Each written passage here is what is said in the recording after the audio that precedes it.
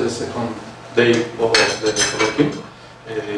Today the talks are going to start with the presentation of Octavio Alberto Agustín with a talk entitled Towards a Categorical Generalization of the Counterpoint.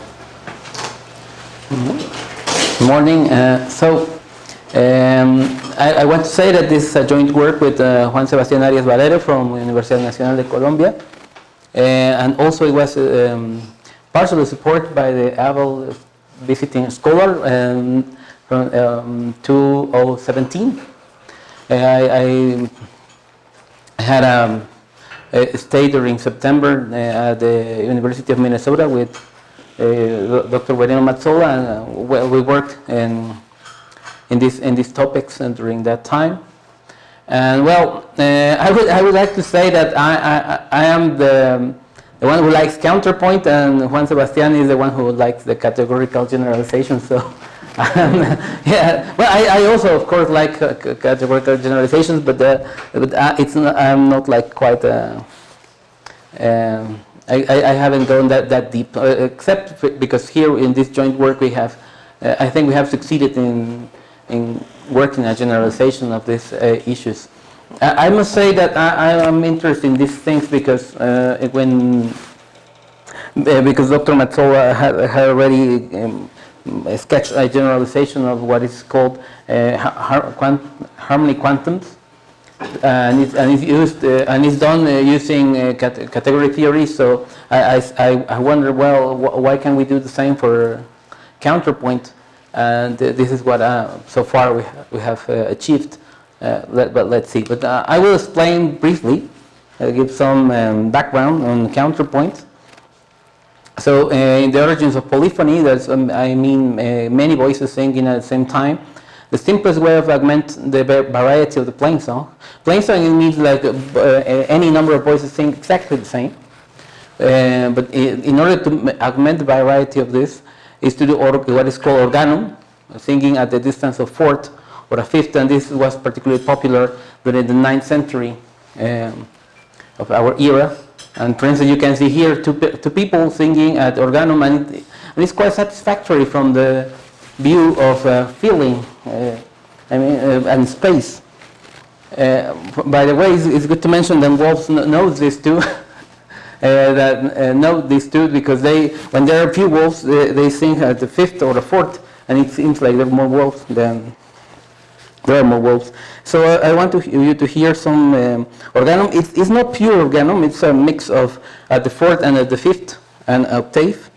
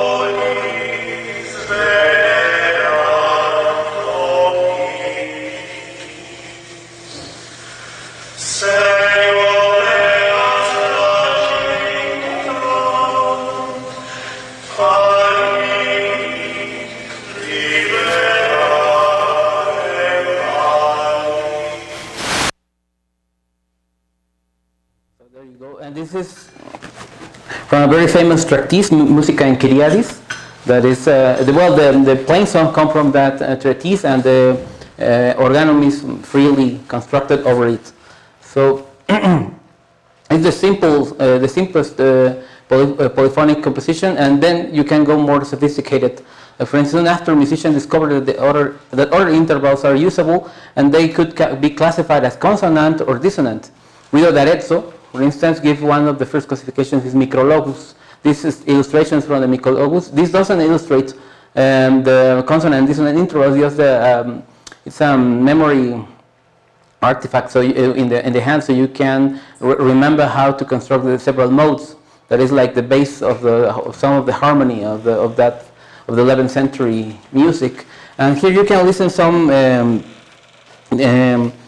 counterpoint with consonant and dissonant intervals. And but I think first I will tell you this first. And somewhat anachronistically, we may label the consonant intervals from a base tone called the tonic according to a number of semitones of distance from it, going from 0 to 11 because of the octave equivalence. I mean, once you go around in an octave, the following frequencies are essentially the same. So once you have an octave or unison is 0, perfect fifth is 7, perfect fourth is 5, major third 4th, minor third 3, major sixth 9, minor sixth 8. And this is the base of the Renaissance counterpoint. And here you can listen to two voices in these intervals by Antonio de Cabezón. It's for organ, it's very nice.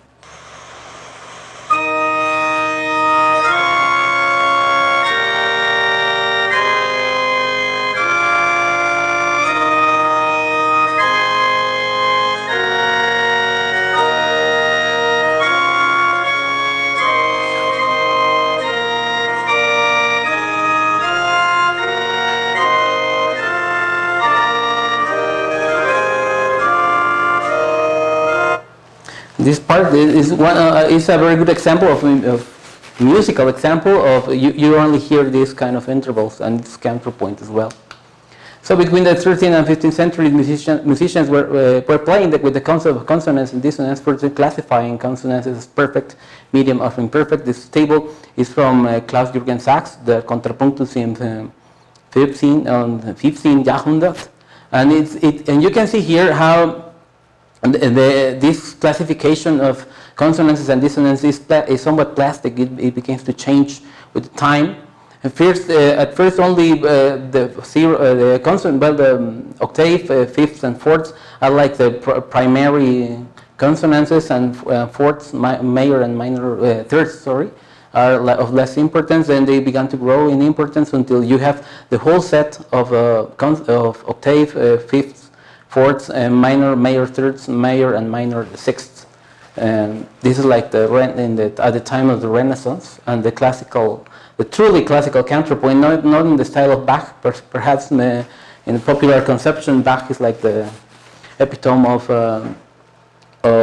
counterpoint, but in fact, this is like how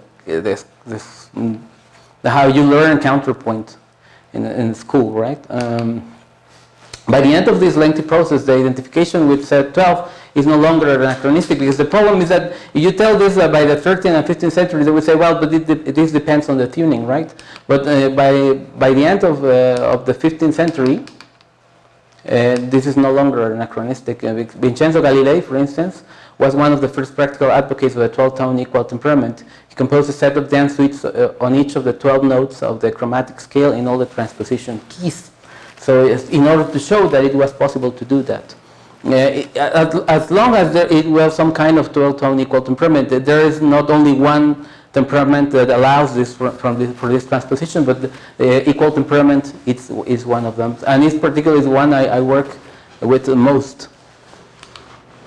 By Renaissance, musicians have discovered that intervals can be partitioned into halves. Consonances, as I told you, the octave, minor and major thirds, fifth, minor and major sixth, and the dissonances, all the other 6 intervals. And it turns out that if, for instance, you multiply by 5 this and add 2 in the set 12 arithmetic, if you apply this to K, you get D, and if you apply this to D, you get K back. So it's an involution. And it's the only involution of this kind that is by using a multiplication and a translation. That's what I call it, an affine symmetry with this property. And this is the polarity of this, what is called a strong dichotomy. But it's not the only one that exists in set 12. There are another 5 dichotomies that have this property. And, well, I have studied it quite a lot. But in fact, some of them appear in some other compositions, somewhat unbeknownst to the composers, but they actually do use them. We can prove that with statistics. But, well, it's not the point here now. The point here is that we are going to try to generalize this thing for a categorical setup. So we take E, appropriate category. I mean, I will tell later what do I mean with appropriate category. Another category M, and a functor from M to E. And then I can take an object from M, and I can construct what I call a quasi-polarity from this object into itself that satisfies the following. That is an involution. So we have this involutive property. And also the unique morphism from the initial object 0 in E. This begins to announce what kind of appropriate category I need, because I need at least to have an initial object, and that equalizes this morphism, these two other morphisms. So this mimics the part that is the only affine symmetry that does this in the original setup. And for instance, the classical example, you take set, it's a category that has an initial object, and you have the affine modules over set 12, the commutative ring, the category of modules of a commutative ring with affine transformation, mean a linear transformation followed by the translation, and then the forgetful functor, and then we have the previous example, right? But the good thing here is that once you have this functor, you can see that it like gives context to the fact of being a quasi-polarity, because for instance, if you change this category, the affine modules by affine set, and you take this set that is essentially the same that set 12, you have these two permutations, and one of them is the permutation that exchanges consonances and dissonances, and the other one is just another involution. It's a permutation, but it's not the same, right? I mean, this makes sense from the musical, classical musical setup, but this doesn't. But it's perfectly possible to have this, to be a quasi-polarity. Then you can define, once you have the quasi-polarity, you can define the dichotomy that it represents what is consonant, dissonance, and dissonant in this generalization. So that's what I put kappa, and delta as the consonants and dissonance, generalized consonants and dissonances. And the thing is that this coproduct reconstructs the whole thing in the whole object, but the image of the object under the functor f. And this represents that you can exchange consonances and dissonances. And then you have this pair of objects, consonants and dissonances, with respect to a quasi-polarity, or a polarity in this case. And we omit this if the election of P is clear. And again, we can just see the previous example in this, from this perspective, right? Of classical consonances and dissonances from the Renaissance. And we need this to be strong, because that's the characteristic that distinguishes this bipartition, because you have many bipartitions, but only one, very few of them, have this property that there is only one affine symmetry that exchanges them. And we ask to be this quasi-polarity is it makes evident that they represent the same subobject. And if this is the case, that the transformation of the consonances through this, the image of the quasi-polarity and the dissonances, then this is the polarity of the consonances and dissonances in this generalized setup. And I want to show you this, that you have consonants and dissonance. This is an illustration from another talk, but it's for my purposes, that you have consonants and dissonance, and the polarity changes this. And I want you to see that, for instance, in a composition like the one for organ that you listened by Antonio de Cabezon, you have a consonance and you go to another consonance during the movement of the piece. And this is somewhat strange, because in music you usually want to have some tension and variety, and since you only can use consonants, how can you achieve this variety or this tension? And we're going to talk about this in a little. Also, the notion of polarity is important to stress that this functor is important because, for instance, if you restrict in this category to the subcategory modulus of a commutative ring, but only the linear part to be plus minus 1, that's a special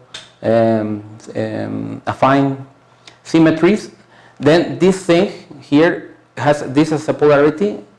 But in the in the larger category of affine modules, it is not, because you have two morphisms that exchange consonances and dissonances. So again, as I tell you, this gives some context, and it's not just like mathematical manipulations, because, for instance, this is important for harmony, and this is the natural setup for counterpoint. So it may help us to see what's the relationship between harmony and counterpoint, but this is still unexplored. So, and now we can talk about specific consonances as points of this dichotomy. You have the terminal object and see a point in here. So that would you call a consonance, and more generalized consonants can be any morphism with codomain K. And now I can tell you how this works, and the original model and what we can see from the generalized setup. As I tell you, if you have a consonance and a consonance, you have like no tension. So what you do, you deform dissonances and consonances through a morphism. Deform it, and now you see that this is a with respect to this morphism, this is a dissonance, this consonance, and this remains as a consonant. So now you move from a deformed dissonance towards it's a deformed consonant, but it's also an original consonant. This idea is the great discovery of Guarino Mazzola of how to model this in the classical setup for Renaissance. So if we want to mimic that in the categorical setup, we have the dichotomy, the quasi-polarity, and so a counterpoint symmetry is something that behaves like this for a specific consonance, and like here, this one would be the he. It's an isomorphism of M such that this is a dissonance, a relative dissonance, like here. You deform it and it becomes dissonant, or it factors through these morphisms. The identity this holds, I will see an illustration later. This is important, and it also has topological implications to have this commutativity of the counterpoint symmetry and the polarity. But for the time being, let us say that it behaves well, the same polarity with respect to the original dichotomy and the deformed one. And if you have another isomorphism with these properties, and then it's a monomorphism from this thing to this another thing. I mean that this is maximal. This is as large as we can. But this would be the categorical restatement of the condition, like this. Like if you have this diagram is commutative. That if you deform it and then apply the polarity is the same that applying first the polarity and then deforming it. So it seems like natural music, and also that you must have that the original consonant must become a dissonance. This note is okay, and also this part is as large as possible. This part of here is admissible, admitted successors. I mean, if you have counterpoint, you have writing here, you can go to any of these intervals. So, subjects are the G-deformed consonances and dissonances. And again, if you take the set of the appropriate category, and this is like the base category from the perspective of the functor, this recovers the classical mode of Mazzola, and you have here the allowed steps in this. So far, so good. And we can define more general counterpoint symmetries, but we haven't go through this like in quite a detail. But we need to have this kind of images in the category. So counterpoint for sure is the study of consonance and dissonance, but it is also the study of how to use this to weave voices. And the simple setup for this is the two-voice polyphony that we heard with Cabezon. And so you have cantus firmus, and this cantus, I mean, some voice, and some voice that is constructed over it. So how do you recover that? At least for modules, you can do the following construction. You have these two rings, commutative rings, and you have this restriction. This induces this functor. And so if you have dual numbers, like this, you can use this restriction. The ring, you map it into the dual numbers, and you forget the second component. So you can now extend the ring, the dual numbers over this ring to the general module. And then in this construction, you have this as the cantus firmus, and this would be the distance between the cantus firmus and this cantus. And if you use this functor with this original setup by the program by Mazzola, you recuperate the original counterpoint model with counterpoint symmetries. And this was interesting because this allowed me, I have been working the problem of how to do this not only with one pitch against one pitch, but several pitch against several pitches. So using the categorical inspiration, I found the solution, well, one solution, a possible solution. For instance, you take a finite set, like the nodes you want to construct counterpoint over it, and this the power set. It's a set 2 module with the classical construction, that intersection, the product, and addition, the symmetric difference. And this would be a quasi-polarity that takes the complement with respect to the whole set. And so you can construct, it's a polarity of this kind of dichotomy that you take the half of the sets. So it's the thing is that you should not have one set and this complement as consonant. You have to take them in different conceptions. One is going to be consonant, and the complement is going to be dissonant. And now the construction runs like very smoothly, taking this into account. You define consonances as the any set plus any consonants, dissonance, any set plus any dissonance. And now everything works right, and using this as the quasi-polarity, you recover with Hilbert's algorithm, that is we use to calculate the specific counterpoint symmetries. You can build a counterpoint for sets.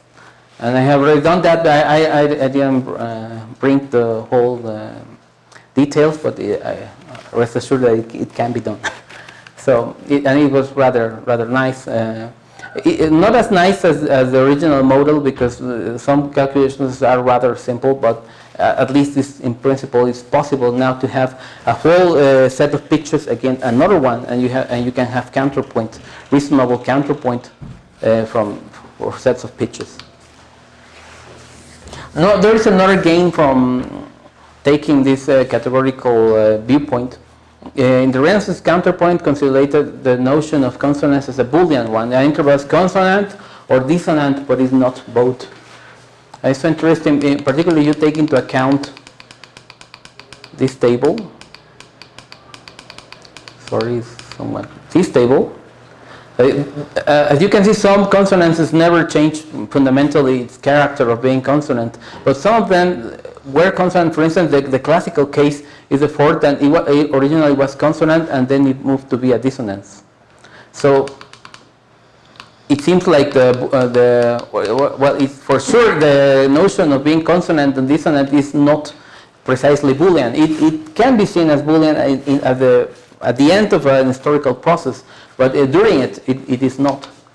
So Heyting algebras can be a natural way to develop this, to reflect this historical development of counterpoint via a pseudo-complement. I mean, you have a consonance, and then you take a pseudo-complement and you say the dissonance, but if you take the dissonant perspective from that dissonances, you don't get back the original consonances, in some cases at least, during the historical development of counterpoint. And well, we haven't, like, this is a half-baked idea, but for instance, you can have a fuzzy pseudo-complement, And for instance, it's interesting because you begin with a fuzzy set, and you apply this once, you get a crisp set, and from this point on, you only get crisp sets. But in principle, it could be possible that you can define an appropriate pseudo complement, so you can interpolate this historical development of the Klaus-Jürgen-Sachs table and see if you can understand the counterpoint theory in a historical perspective. This is relevant since the progressive definition of the nature of consonance and dissonance that ended up with a stark separation between them with good contrapuntal properties is a well-known musicological problem. During the MCM 2017, Mazzola pointed out how this could be understood as a mathematical fact discovered by musical means. This is very interesting because it says that musicians began to experiment with consonance and dissonance, and they ended up with a combinatorial construction that works fine with respect to central symmetries. So how they play this game is like the great question, and that's what I want a categorical generalization, because it allows to do this like movement, these parametrizations that can be helpful. Hence, the intuitionistic logic of topoi can be used to take the first steps in order to solve this problem. And now I can say some more about the appropriate category. For instance, it should have finite object, equalizers of object intersections, pullbacks. So finite limits with sophists, initial objects and coproducts, so finite colimits. Images in certain cases, depending how general we want, so we would like to kernel equalizer, well-behaved subobjects, so we don't need something like regular subobjects, but we can ask for regular subobjects, and we need to see what happens. And the only morphism from the initial object, 0, in S is a monomorphism. So what kind of things? A topos has all these features, but not only a topos. Well, as I tell you, I'm not super specialist in this, and Juan Sebastian says that some other spaces are possible, but a topos is a good thing because there are several things that can be done with topos. And now a final, like somewhat like a long footnote. Once you have this and you have the quasi-polarity, and I told you that this commutativity property is important for topologies because it allows to define a Kuratowski cluster of sets. So you can have a topology, and in that topology, if you do perform adequate homology calculations, it turns out that the counterpoint symmetries are those who maximize certain rank of a homology group. So we would like to have something in the same vein for this general setup, and it turns out that at least it turns out that cluster operators have been extensively studied in category theory. So this construction can be generalized, and in fact it can be a little bit more. If you have this morphism that is an involution, you can define this cluster by adjoining the M to the image under M, and then it's exactly the same in the classical set, in the set in the set topos. So, for instance, this is a cluster because if you have a sub-object, then in the order it's contained. It's a sub-object of the cluster, of the Kuratowski cluster. If you have, if you take twice the cluster, you recover the original object, and it behaves well under the join of two objects, and that's very good.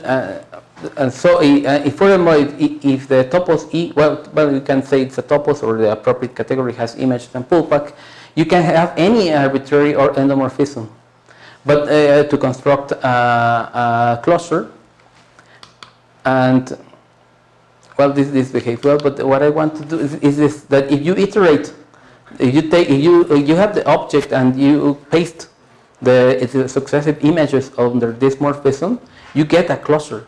And it behaves well because also you have that it's a sub-object of the cluster. The cluster of the cluster is again the original cluster, and it behaves well under the join of the objects. And I didn't put this here. Well, you recovered the Kuratowski operator, but it turns out that if you take this table like literally, somewhat literally, and you say, well, you take some of this, you look for the affine morphisms that take this into the other part as big as possible. You take those maximal morphisms, and then you iterate them. Most of the time, you end up with the classical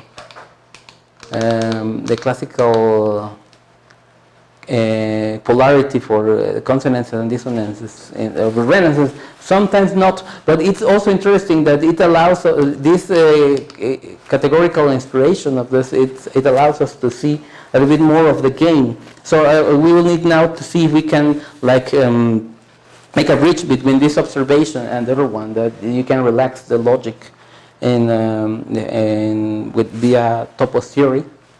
But unfortunately, it doesn't work like all good because, for instance, it says I don't quite understand this because I don't understand quite locale theory. But what I understand is that in the original topology of Kuratowski topology, you define the topology via closed sets. So you don't, and for the category theory, the locales are somewhat more natural. But the problem is that you define them in terms of closed sets. You don't get a locale, you get a colocale.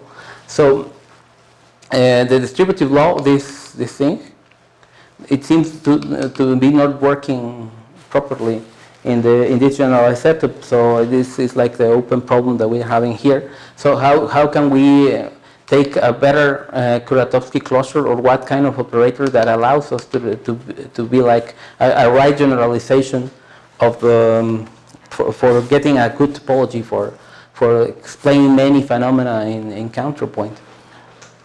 So that would be, I just want to tell you about some papers and articles. This paper, well, most of this is here in this paper. We uploaded to Archive. Categorical generalization of counterpoint. There are many rough things that have to be polished. Also, the original model is there is this monograph, computational counterpoint words. It's extensively explained. Also, here I have read some of this about disclosure operators. This book by Kranjan and Tolen, and also here is where Guarino Mazzola explains. He introduces this musical game in opposition to the mathematical music theory. I mean, mathematical music theory takes mathematics and understands musical objects, and he says that the musical math game is that musicians take musical objects and play with it and end up with mathematical objects. It's very, very interesting viewpoint, and I think that was the inspiration to do this kind of work. So I would like just to end you hearing a small fugue I wrote for two voices in another world of counterpoint, not the original one. And it's played by two clarinets. Clarinets.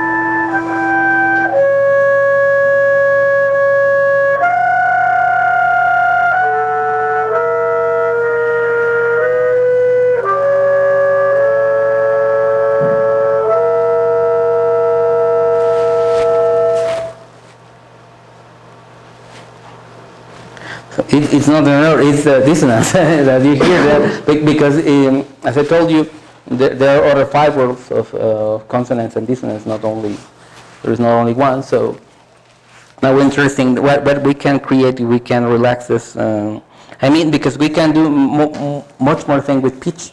So we can somewhat represent any categorical, well, not any, but some categorical structure into sound. But it would like, as Matsuda says, music for the future. So that would be it. Thank you very much.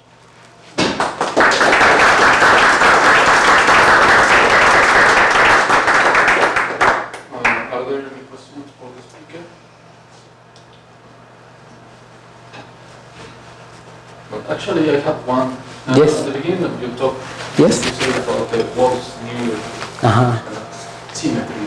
Well, not symmetry, but singing at the distance of 5. Yeah. And then you put the problem of how do you manage with music. It gives you some insights of symmetries. Because what I wanted to ask you is, in particular for plants, do you know something similar? Because they know that the roots of plants are very keen to some certain frequencies.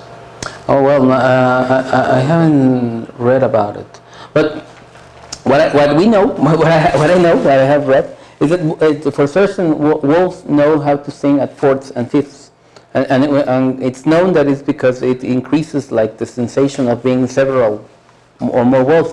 But in the case, for instance, of birds, they prove that they're no better than random. I mean, they just like build their thing at random.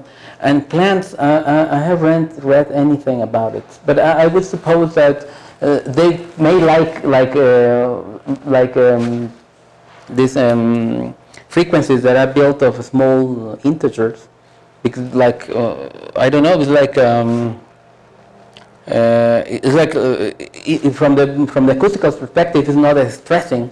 Are you having quotients with large integers? So it would be like somewhat reasonable that plants would be would like certain frequencies more than others. But so far, I haven't read any research. But it's a good question. I want to see if there's any.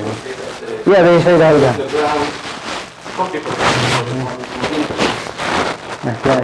Yeah, I suppose that.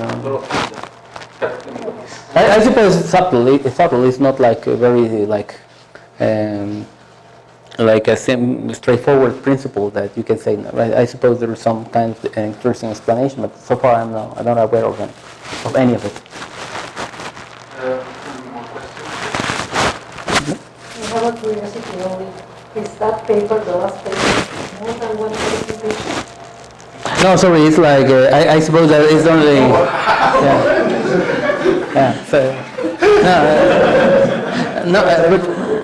no, it's 2001, I think. Oh, no. But it's like just like 5 or 6 pages long. So I perhaps it's a mistake. Yeah. Thank you. Greenway is well known for writing. In fact, it's like the new edition of the Topos of Music is like more than 2,000 pages. So thank you. Yeah, I checked that. Yeah. More questions? If not, we should thank the speaker again.